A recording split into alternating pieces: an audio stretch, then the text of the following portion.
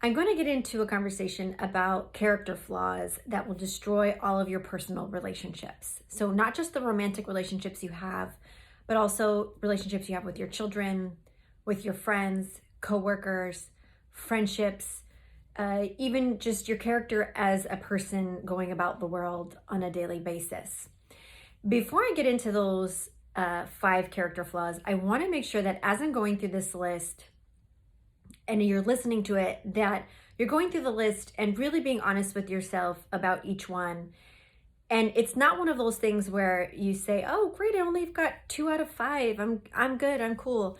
If you have any of the 5, then you want to make some changes, and I'm going to give some suggestions for those towards the end of the video. So, a couple things I want to make sure to explain is that I did not make these up. There's an institute called the Gottman Institute. John Gottman and his wife started, and it's very focused on romantic relationships, so marriage or long-term relationships. However, I think that there's a disservice in that because these things can be applied to all personal relationships, and I often do that in my private practice, working with individuals, couples, and families in working towards having a really great, healthy family network or social network. So that's the downfall. Now, Gottman Institute has 4. I added a 5th one, which I'm going to explain in just a minute. So let's get into the 5 character flaws. If you have any of these 5 character flaws, you want to make a change. Now, don't be upset with yourself if you decide or you come to the realization that you have at least one. Almost everyone has at least one, unless you've done this work already and you've been, working on this for a really long time. So the 5 are critical or being criticism, defensiveness, stonewalling, contempt, and the last one I've added blaming. So I'll say them again: criticism, defensiveness, stonewalling, contempt, and blaming. And let me explain each one. I'm going to explain each one, and then I'm going to talk about solutions for all of them, or things that you can do to evolve towards change. So as you're listening to these, I want you to think of them for yourself if you have any of these things, and I want you to think of them about the people in your life if they have any of these character flaws. The reason why we don't want this to be in our lives is because it increases our quality of life. And it also determines the type of people we end up attracting into our life, which is really important, right? If we have a good, high quality character and values, then those are the people we're going to attract into our lives, whether partners or friendships, co-workers, all kinds of really. And I think greater opportunities come into our lives because of our ability to have awareness of our character as people. So criticism is pretty self-explanatory. There's a difference between constructive feedback and being critical. Critical people tend to be very negative. They tend to focus on the things that annoy them or bother them of people rather than the things that are positive or strength-based. If we do this in our personal relationships, it can cause a lot of anxiety in the other person. There's a lot of expectations to be perfect. That oftentimes comes with our children or our spouse or people who come into contact with us on a regular basis. So we want to make sure that we are giving constructive feedback, but that you're also giving a lot of positive feedback, a lot of focus on the person's strengths and the things that you appreciate about them, and not just the things that drive you nuts. The other one is defensiveness. If you're given feedback from someone in your life and you don't listen to them, you try to explain. A lot of people say that to me. I'm not being defensive. I'm explaining where I'm coming from. That's a fancy way of saying you're being defensive. So really absorbing, whether you agree or not is not important. Really listening to what the other person has to say, validating how they feel. People oftentimes ask me, if you gave me one piece of advice in my relationships, especially with children, what would it be? And I always say to validate how the other person feels. So whether you hurt their feelings or you said something that was upsetting or they felt judged by you, that you acknowledge it, that you take it for feedback okay, I can evolve from this. I can be more aware of my communication with you. I can be more aware of how this affects you.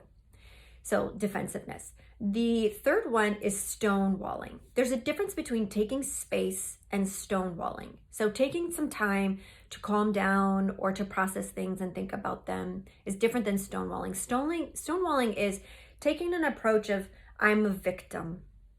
You've done something wrong to me, and so therefore I'm punishing you by ignoring you. I might walk by you and not say hello. I might not call you on my way home like I usually do. I ignore you as a punishment to show you that you're not as important to me as you think that you are. That is a very damaging one. Definitely huge, very damaging when done to children. It's confusing to children. It shames them and guilts them. And that can be super confusing as they grow older, and then teaches them how to communicate with people as they evolve. So instead of stonewalling, what I recommend to people is take some time to process things. Wait till you calm down, of course. That helps you to process information and communicate much better. But when you've calmed down, I want you to go and sit down and tell the person how you feel. Listen to what the person has to say. You may not come to a complete agreement, but being understood and letting the other person know that you understand them is so profound. It helps to create connection. It creates a relationship, trust. So stonewalling, you definitely want to get rid of. Not a good character to have.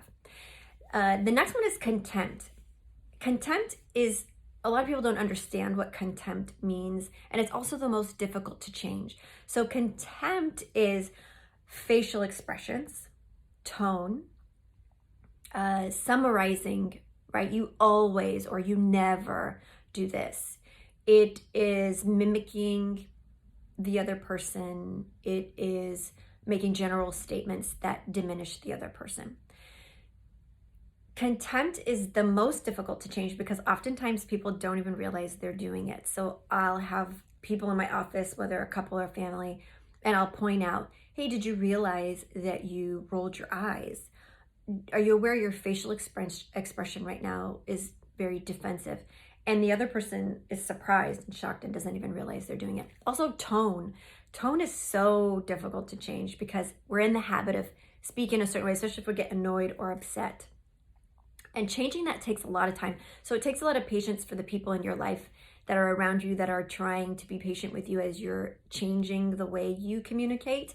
But it's also very difficult because it requires a lot of self-awareness, but can absolutely, definitely be done. So we want to speak in a way that's kind. We want to speak in a way that is understanding, that is respectful to the other person, doesn't mimic them.